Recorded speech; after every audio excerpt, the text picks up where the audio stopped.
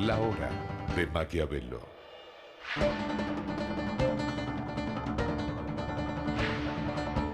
Para conocer a los que están detrás del poder.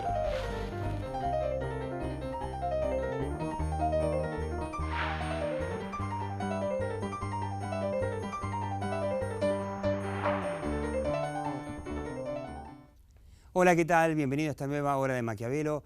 Bueno, usted ya sabe, ¿no? Este es el programa en el que desde hace ya casi 13 años estamos tratando de mostrarle cómo trabajan los que llamamos, simpáticamente por supuesto, los maquiavelitos, ¿no? Que no son otra cosa, por supuesto, que asesores de políticos, de empresarios, bueno, encuestadores. En esta hora de Maquiavelo quiero volver sobre el tema Nisman, porque recuerda que muchas veces hacemos referencia a alguna consultora o un par de consultoras que, ¿para qué nombrarlas? Pero permanentemente estaban diciendo que el caso Nisman no iba a tener un impacto duradero en la campaña electoral 2015 y que, bueno, si había algunos políticos afectados por el asesinato del fiscal horas antes de explicar su denuncia contra la presidenta Cristina Kirchner por encubrir al terrorismo de Estado iraní, nada menos, ¿no? Que decían que este caso se iba a diluir, como todo lo que se diluye en la opinión pública, sobre todo en Argentina, donde pasan tantas cosas, en donde, bueno, como dice el dicho, como tapar un elefante en la calle, bueno, metiendo 20.000 elefantes, y la Argentina es un país que tiene escándalos para divertirse, por lo tanto, ergo, el caso Nisman no iba a perdurar a lo largo de la campaña electoral. Obviamente que no tenemos la bola de cristal como para decir esto va a ser así, pero los que lo pronosticaron hace 6 semanas, bueno, ya se están equivocando. Acá tenemos una imagen, ¿no?, de aquella marcha de los paraguas con la lluvia que fue el famoso 18F. Es impresionante la cantidad de gente, sobre todo impresionante la cantidad de gente para un día de lluvia torrencial, que estaba ahí. Bueno, cada uno tendría su motivo, homenajear, hacerle el homenaje al fiscal asesinado, muerto, perdón, que no le hizo el gobierno, y por supuesto mucha gente fue para reclamar contra el gobierno, para reclamar contra bueno, esto que se está convirtiendo en un magnicidio, por lo menos esto es lo que sostiene la opinión pública, que cree eso, que a Nisman lo mataron, en contra de, bueno, un gobierno que hace todo, como lo dijimos ya muchas veces en la hora de Maquiavelo, hace todo por autoincriminarse. Desde toda la actitud comunicacional de la presidenta Cristina Kirchner, desde su primera carta en Facebook diciendo, asegurando que se suicidó, cambiando porque estaba segura que lo habían matado 24 horas después, en ningún caso había tenido ninguna evidencia para decir ni lo uno ni lo otro, pasando por cómo se manejó la noche de cuando se lo encontró a Nisman, y pasando por supuesto, las muchísimas declaraciones de funcionarios tratando de ensuciarlo a Nisman, como ya dijimos, como que era gay, que era borracho, que era que su causa no, su caso no tenía ningún fundamento jurídico. Bueno, todo eso a la larga de lo único que ha servido es para mantener la causa de Nisman. Y nuestro pronóstico es que esto, por supuesto que no va a morir, sino que tiene todos los condimentos que necesitan los medios para que siga vivo. Es una novela policial negra, es una película de espionaje de la Guerra Fría, del terrorismo multinacional. Estos elementos que para la opinión pública son bueno, espeluznantes y a la vez fascinantes, van a garantizar de que el resultado electoral que vamos a tener en octubre de este año va a tener mucho que ver con el caso Nisman. Y vamos a hablar en la hora de Maquiavelo por qué el caso Nisman va a significar un antes y un después en la vida electoral, por lo menos de este super año electoral 2015. Quédate. La hora de Maquiavelo.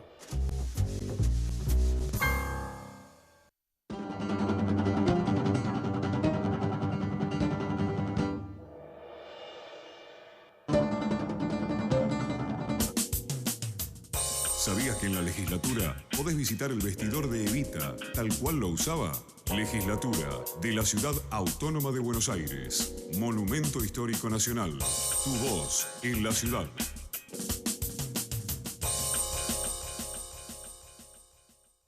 Aprender es mucho más que estudiar. Universidad Abierta Interamericana.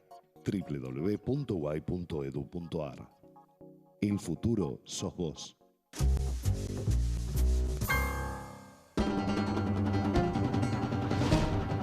La hora de Maquiavelo.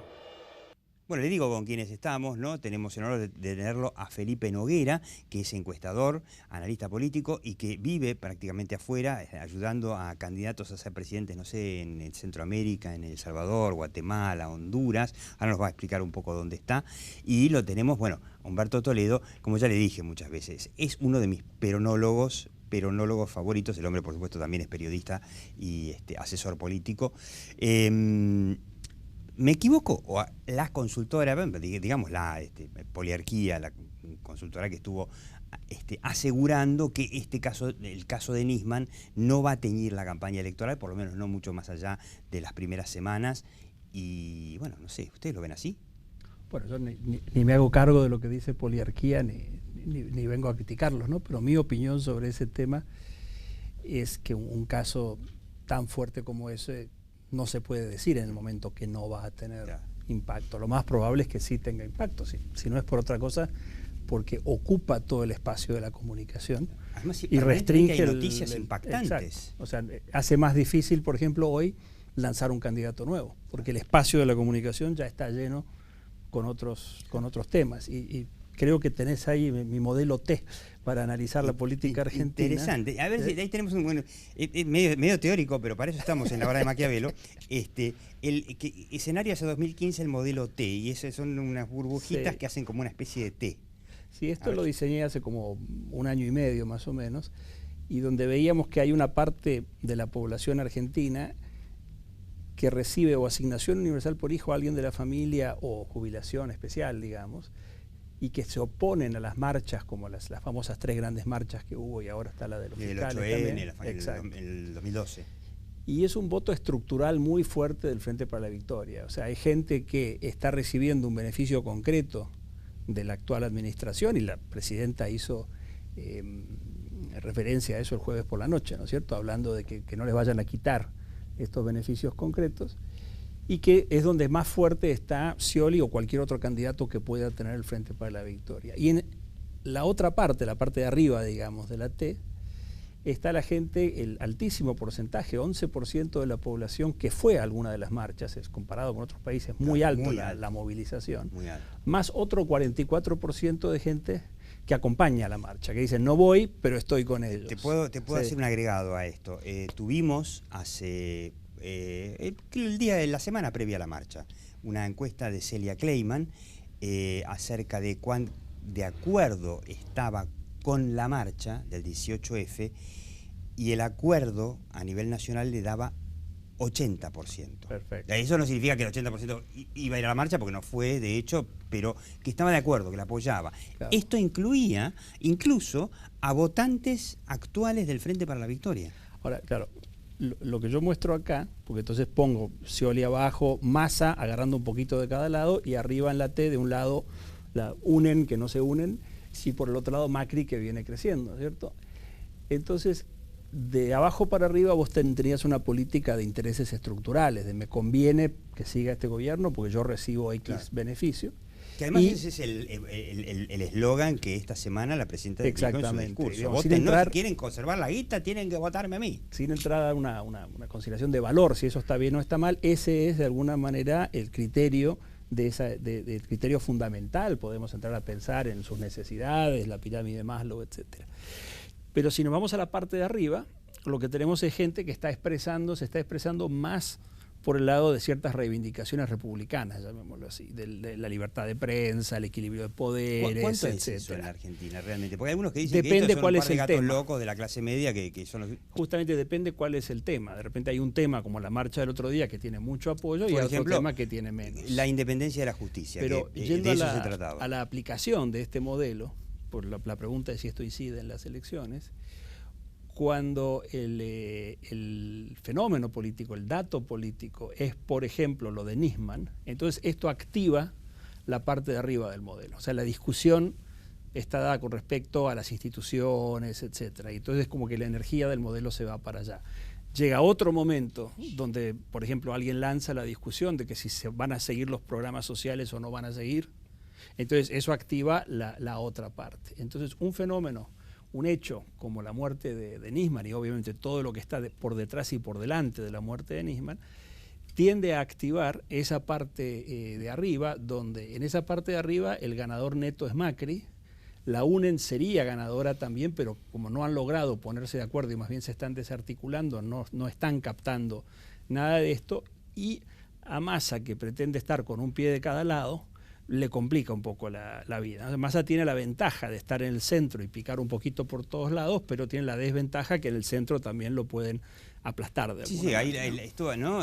Humberto, la famosa teoría de Hugo Aime de que Massa iba por una ancha avenida en el medio de un 40%, mientras que, bueno, Scioli y el kirchnerismo trataban de mantener su 30% de kirchneristas y Macri un 30% de anti-kirchnerismo más fanático, si se quiere, más determinado, que esto no está funcionando, porque la avenida se está haciendo más angosta y el que está tomando más espacio, evidentemente, ahí es Mauricio Macri. Político inglés, en inglés eso se llama the middle of the road, ¿no? Ir por el centro de la calle.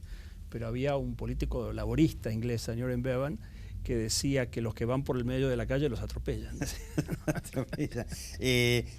Yo quería mostrar, antes de que vayamos a un corte, quería recordar una encuesta que me pareció fascinante, que apareció hace no más de un mes, de un instituto norteamericano muy prestigioso que se llama el Pew Research Center, que es quizá no sé, Felipe Noguera me dirá, es uno de los más prestigiosos de Estados Unidos. Académico, digamos, académicos, muy exactamente, importante. que entrevistó en un montón de países el acuerdo o el desacuerdo con el capitalismo, con el sistema, digamos, de mercado, la economía de mercado, pero preguntado de una manera muy sencilla para gente sencilla, ¿no? Que más o menos la traducción sería si la gente está mejor en una economía de mercado a pesar de que algunos se hacen más ricos que otros. Eso es lógico, ¿no? Eso es una esencia de la economía de mercado. ¿Acuerdo o desacuerdo con eso? En definitiva, es acuerdo o desacuerdo con el capitalismo, punto. Y le tiro algunos, le voy leyendo lo que veo en la pantalla, algunos.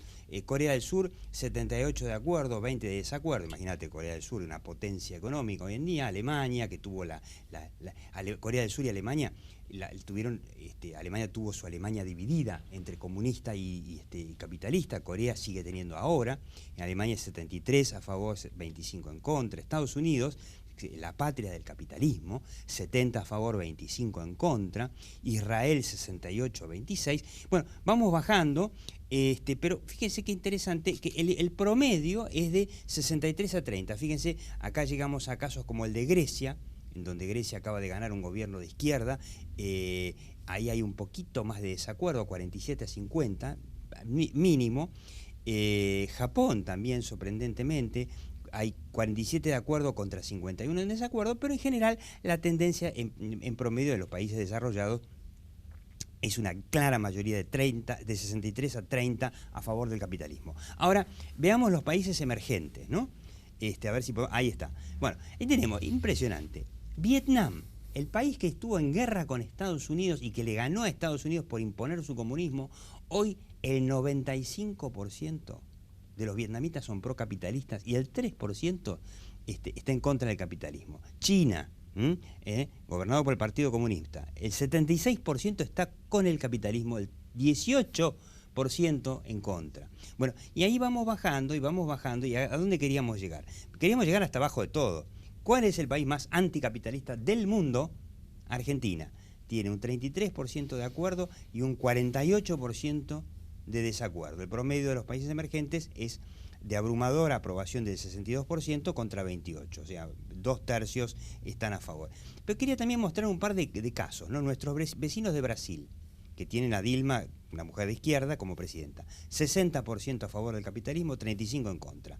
Quería que vean a Venezuela, la Venezuela de Maduro. ¿Dónde está Venezuela? Aquí no la veo por ahí. Venezuela, la Venezuela de Maduro.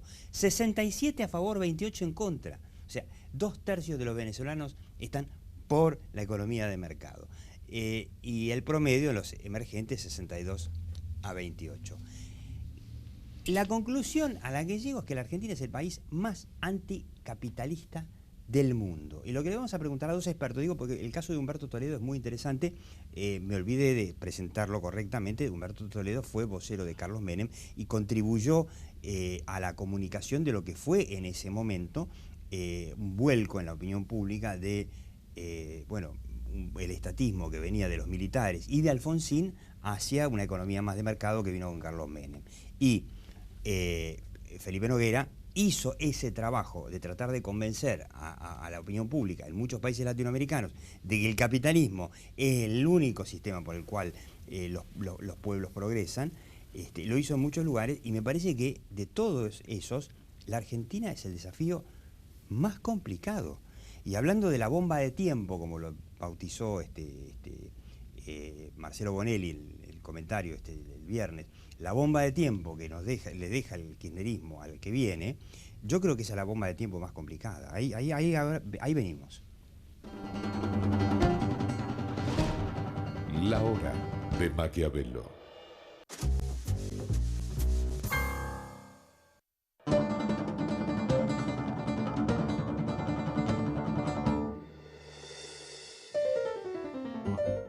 ExxonMobil, líder en tecnología para la operación segura y eficiente de recursos no convencionales de gas y petróleo, está contribuyendo con el progreso del país desde sus operaciones en la provincia de Neuquén. Crecer es brindar oportunidades. Crecer es motivar el desarrollo de la gente. Crecer es promover la cultura y el deporte. Queremos seguir creciendo junto a vos. Banco Ciudad. Te quiere ver crecer. 0822 20400. bancociudad.com.ar.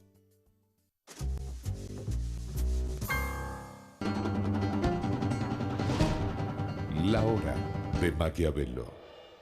Bueno, le decía, Argentina el país más anticapitalista del mundo, sumado Vietnam, China, Venezuela, faltaba Cuba nomás ahí. Para mí esto es la bomba de tiempo más complicada, porque los temas técnicos económicos se resuelven, pero la opinión pública que pueda avalar una política económica procapitalista es mucho más difícil. ¿Cómo resuelve eso el que gane? Sea Macri, Massa o dicen que Scioli si ganara también se correría hacia una economía de mercado. Una buena cosecha. ¿Nos salvamos con la buena cosecha? Pero eso lo venimos diciendo hace 40 años y no pasa. Pero es que es cierto. Pero no ¿Cómo pasa. no? Kirchner tuvo durante 5 años, poco más de 5 años, el precio de soja más alto de la historia. Sí, sí, le ingresaban $10.000 millones por año suplementario. Sí. $10.000 millones por año suplementario. Sí, ¿dónde quedaron? Al presupuesto que yo cuento. ¿Dónde están? Bueno, ahí están repartidos entre mucha gente. Entre el 60 y pico % de ese que es. Porque lo interesante es, digamos, respecto de la Argentina, digamos, ¿quién está apoyando al Frente para la Victoria y quién apoyó en las últimas elecciones a Cristina? Bueno, uno podría decir, no, los planes sociales, entonces, no. ¿Cómo? ¿Y los empresarios? ¿Y los industriales? ¿Y los empresarios del transporte? Sí. Los empresarios, no estoy hablando de la gente pobre, que uno podría decir, bueno, tienen beneficios, es razonable que voten algo. No, no estoy hablando de ellos.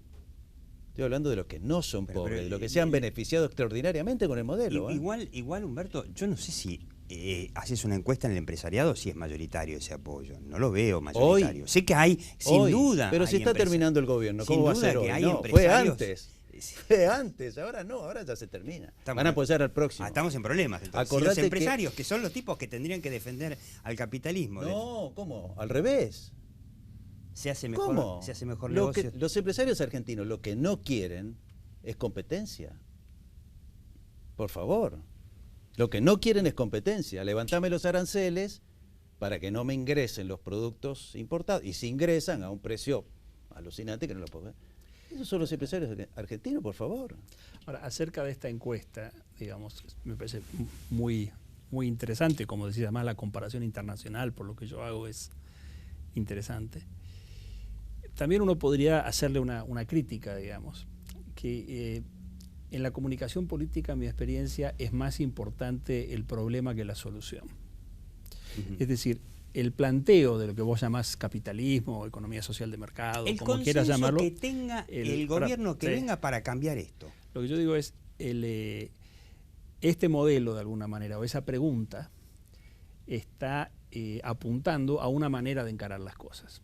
Es decir, tengamos un modelo, llamarlo capitalista, liberal, lo que sea. ¿Sí? Pero es una solución. Conjunto, pero a algunos flacos le va a ir mejor que a vos. Exacto. Ahora, ¿qué pasa? En general, la gente no entiende eso. O sea, esto tiene mucho que ver con repetir. La gente muchas veces en las encuestas refleja una especie de clima dominante de las cosas que se dicen. O sea, repite. Por otro lado... Repite, habla por boca de ganso. Le contestan los no encuestadores necesariamente por boca lo que de cree ganso, que se debe contestar y no lo que porque uno piensa. va al colegio y un maestro repite algo varias veces y uno termina repitiéndolo. O sea, hay un fenómeno de que así aprendemos, escuchando algo muchas veces y mucha gente dice, bueno, así debe ser. Si no hay digamos, una prédica en contra. Ahora, vos te estás refiriendo a la famosa teoría, la espiral del silencio. No exactamente, pero déjame agregar un puntito más. Yo digo que no es la solución por donde vienen los apoyos políticos, sino el problema. La gente no necesariamente, aunque te digan una cosa a la otra, no lo tiene muy claro. Lo que sí tiene claro es que no le alcanza para llegar a fin de mes, que no se puede comprar la casa a la pareja joven que se quiere casar, que los hijos se quieren ir del país, o sea, hay una serie de problemas, o que lo están asaltando, ¿sí? Hay una serie de problemas y lo que la gente quiere es que le solucionen ese problema. En términos de la solución de ese problema hay que entonces ir y decir, bueno, a ver cuál es la solución. Por ejemplo, antes de que llegara el presidente Menem al poder, sobre el fin del gobierno de Alfonsín, la época de la hiperinflación de Alfonsín, había un enorme consenso de que el problema más importante era la inflación y de que el culpable de la inflación era el gobierno. No había consenso necesariamente de cómo solucionarlo. Claro. Pero vino el presidente Menem y encaró ese problema. Digamos, vamos a solucionar este tema. Probó con un par de cosas, finalmente se solucionó. O sea, el gobierno que era visto por la gente como el que tenía que solucionar ese problema se puso a solucionarlo, ¿sí? Entonces, para dar tus ejemplos chinos, no me acuerdo si fue Mao o Deng Xiaoping, que dijo no importa de qué color son los gatos mientras cacen ratones. Mientras cacen ratones, sí, sí. Y la gente vota un poquito así. Entonces, me parece muy interesante esto que has planteado, pero me gustaría ir a los del Pew Research Center y ver qué otras preguntas tienen en la encuesta, porque a mí me parece que desde un punto de vista de estrategia electoral, tanto de los candidatos, tanto de los votantes, que también tienen que tener su estrategia electoral, ¿no es cierto?, como de los empresarios, este fenómeno hay que entenderlo en un contexto un poco más amplio, porque esto te podría llevar también a decir, bueno, acá se terminó todo porque con esta opinión pública no se puede hacer nada. Y eso no es así. No, yo no digo que no se pueda hacer nada, pero yo digo, no sé, yo no estoy escuchando a los candidatos, primero, planteando que lo que van a heredar es una cuestión muy complicada, porque tenemos una inflación muy alta que solo se puede frenar a costa de recesión y que tenemos un estado infinanciable.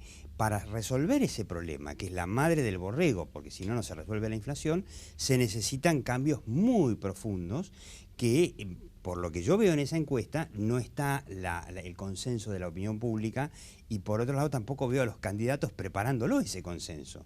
Pero fíjate qué interesante que sea este tema, porque cuando vos mirás cómo se han votado las grandes leyes que ha propuesto el kirchnerismo en el Congreso de la Nación, en realidad la oposición siempre votó a favor del kirchnerismo.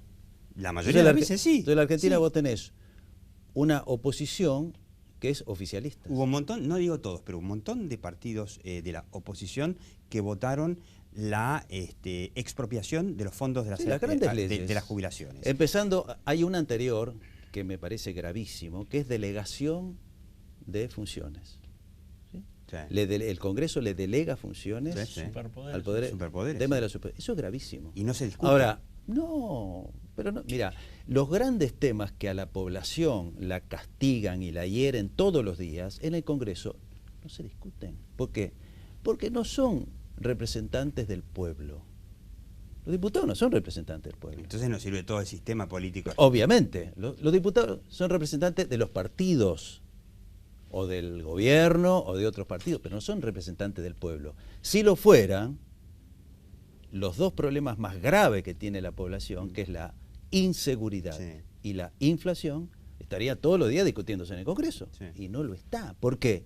Porque no le ponen el oído al pueblo. Eso significa que tenemos, para terminar, me quedo con un análisis realmente deprimente, porque entonces estamos en el horno, porque si el que venga, no sé, ahora las encuestas están diciendo que está Macri arriba y que Macri está creciendo, que más está estancado y que Scioli se está derrumbando.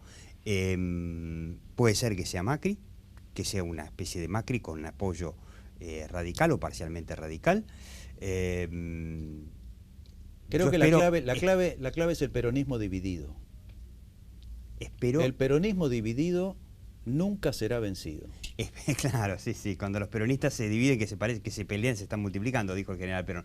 Yo lo que espero es que quien gane en las elecciones de octubre entienda este problema que tiene, que es mucho más de opinión pública que económico, de técnica económica, porque lo que hay que hacer en materia económica ya está todo inventado, ya se sabe cómo combatir la inflación porque se lo ha hecho en 20.000 países, es una formulita que se aplica, pero para eso se necesita un consenso, y yo la verdad que ese consenso no lo veo. Pero creo que ese podría ser otro error, es decir, simplemente decir, espero que el que gane lo sepa. Yo creo que el error es esperar que haya un ganador providencial que resuelva los problemas. Yo creo que el sistema va a funcionar cuando todos los actores encuentren su manera de estar haciendo algo al mismo tiempo y encuentren esos canales que quizás hoy no los tienen. Y permíteme agregarte un dato. Si los empresarios, que son los protagonistas de la economía de mercado, porque es así, en el gobierno, en el sistema, el modelo, no sé, nacional, popular de inclusión, de la matriz del piripipí, el protagonista es el Estado, o sea, el gobierno que maneja el Estado, o sea, Cristina, que maneja el gobierno, o sea, la reina Cristina. En el sistema de economía de mercado, está bien, la gente vota, pero la economía, los protagonistas de la economía son las empresas, que invierten, que dan trabajo, que dan la mayoría del trabajo. Si las empresas no se dan cuenta que el desafío que tienen es que ellas defiendan o conviertan la opinión pública a la economía de mercado, los políticos no lo van a hacer por ellas porque se ve que están felices con el sistema este. Yo no sé si tenés amigos ahí en el Pew Research, pero yo les pediría esos mismos datos entre menores de 30 y mayores de 30. Y veamos para dónde van. Nos echaron. Hasta la próxima Hora de Maquiavelo.